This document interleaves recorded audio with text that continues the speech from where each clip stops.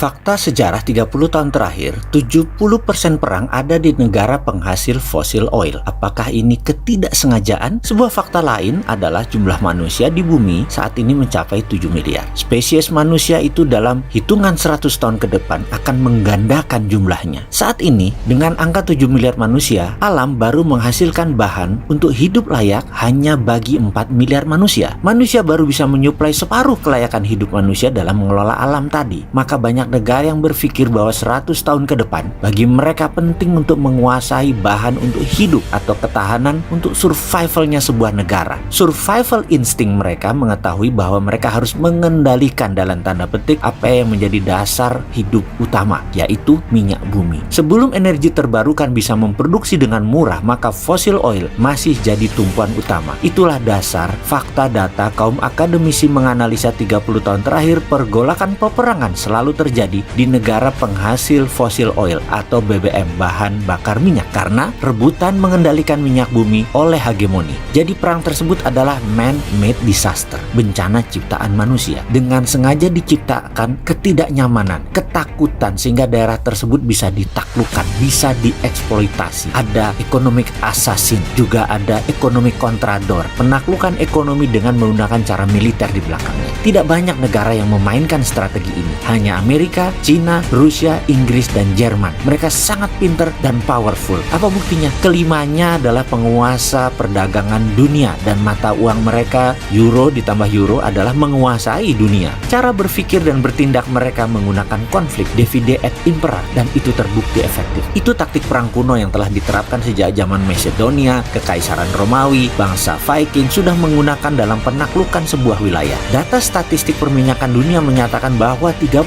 tahun ke depan cadangan minyak bumi akan berkurang dan tidak layak tambak. Sehingga survival insting yang mereka saat ini pasang adalah melirik negara penghasil sumber daya alam terbarukan. Negara subur, tropical, katulistiwa menjadi sasaran utama lirikan corner of their eyes. Akankah mereka mengacaukan negara subur tersebut berpecah menjadi kecil-kecil seperti Balkan menjadi 10 negara ex-Soviet? Atau kita tahu bangsa Arab di Jazirah Arab memiliki bahasa sama, agama sama, etnik sama, namun mereka belah menjadi lebih dari 10 negara? Apakah Indonesia ditarget? Mengapa tidak? Indonesia itu punya 500 suku, punya lebih 500 bahasa. Dulu semangat pluralismenya kuat. Kita dulu merdeka di tahun 45 adalah jerih payah tumpah darah bangsa Indonesia sendiri. Dulu kita bersatu karena kita ingin keluar dari penderitaan bersama atau common sorrow. Dan sekarang gejala disintegrasi mulai terasa dengan lemahnya ideologi Pancasila dan gairah bernegara sudah mulai digerogoti. Secara tidak sadar telah menjadi bahaya laten baru. Pastinya asing bermain memakai kaki tangan anak bangsa yang tidak sadar dimanfaatkan karena ego mereka masing-masing. Di sisi lain,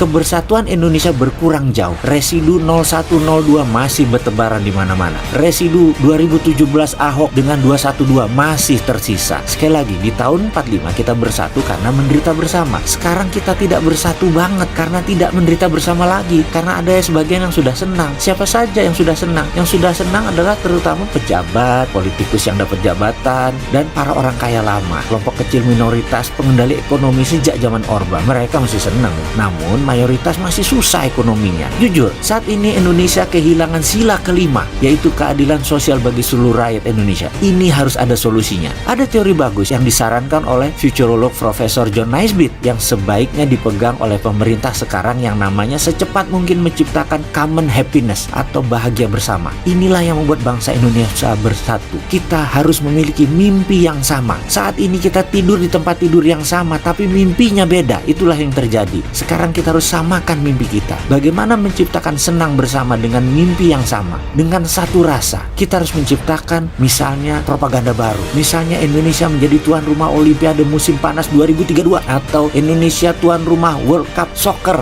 di Indonesia tahun 2030. Ini bisa membuat Indonesia bersatu dengan common happiness. Cara ini dipakai Cina yang dicanangkan tahun 2000 dengan kampanye Olimpiade Beijing 2008. Cara ini juga dipakai Jepang hingga bersatu sehingga bisa menyelenggarakan Olimpiade di tahun 1964. Intinya, fokuskan perhatian masyarakat dengan sebuah kesenangan bersama. Kumpulkan seluruh BUMN, pengusaha swasta khususnya UKM, media mainstream dan online. Seperti zaman Pak Harto lakukan, mengundang ke Tapos, berikan direction. Saat ini bangsa Indonesia memerlukan directed leader dengan seragam informasi yang sama. Lalu benahi hubungan internasional terutama poros Jakarta Kata Washington, benahi ketahanan pangan, ciptakan lapangan kerja massal dengan equity crowdfunding, serta bangun infrastruktur dinamis. Modal asing masuk, minta tahan di Indonesia minimum 5 tahun setelah beroperasi usahanya, dan bebaskan pajak. Ini akan membuat mereka tidak tektok bolak-balik beli jual beli rupiah, namun arahnya masuk ke Indonesia. Usahakan manufaktur dan industri yang masuk ketika diproduksi adalah menggenjot ekspor, bukan memakan pasar lokal tetapi menggantikan fungsi impor. Dan sekali lagi, kita harus menambah ekspor, dan fokus ini ada di industri material bahan baku setengah jadi menjadi bahan jadi. Inilah sekilas saran tentang strategi pengalihan isu, di mana sebelum propaganda ini dijalankan, master plan ekonominya harus fix terlebih dahulu. Jangan kebanyakan urusin politik dalam negeri, ketekan partai-partai nanti kita.